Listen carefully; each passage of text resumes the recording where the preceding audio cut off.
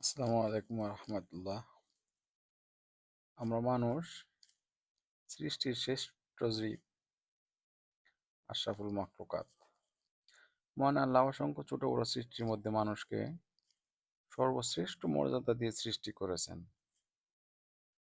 সব সৃষ্টিকে তিনি একটি নিয়মের অধীন করে দিয়েছেন, কিন্তু মানুষকে তিনি তার ইচ্ছার স্বাধীনতা দিয়েছেন।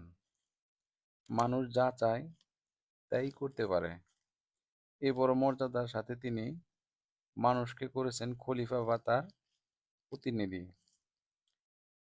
মানুষ সৃষ্টির আগে তাই তিনি ফেরেশতাদের ডেকে বললেন, আমি পৃথিবীতে আমার খলিফা বা প্রতিনিধি নিযুক্ত করব। সূরা আল বাকারা আয়াত ৩০। খলিফার কাজ হচ্ছে তার নিজের উপর অর্পিত দায়িত্ব পালন করা এবং যার প্রতিনিধি তার কাছে হিসাব দেয়া। মহান আল্লাহ তাআলা মানুষকে দুনিয়ায় পাঠালেন, সাথে দিলেন তার পক্ষ থেকে হেদায়েত। মানুষ তাকে তার দেয়া হেদায়েত ভুলে পথভ্রষ্ট হয়ে না যায়, সেজন্য আল্লাহ রাব্বুল আলামিন যুগে যুগে প্রেরণ করেন অসংখ্য নবী রাসূল। আল্লাহর সর্বশেষ নবী হযরত মুহাম্মদ সাল্লাল্লাহু আলাইহি ওয়াসাল্লাম। তিনি খাতামুন নবিয়্যিন, সাইয়্যিদুল মুরসালিন। তারপর আর কোনো নবী আসবে না।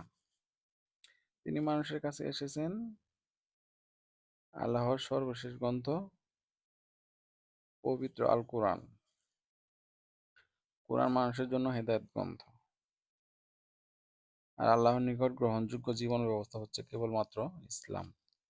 রাসূল সাল্লাল্লাহু আলাইহি ওয়াসাল্লাম আল্লাহর মনোনীত জীবন ব্যবস্থা ইসলামকে পরিপূর্ণতা দান করেছেন।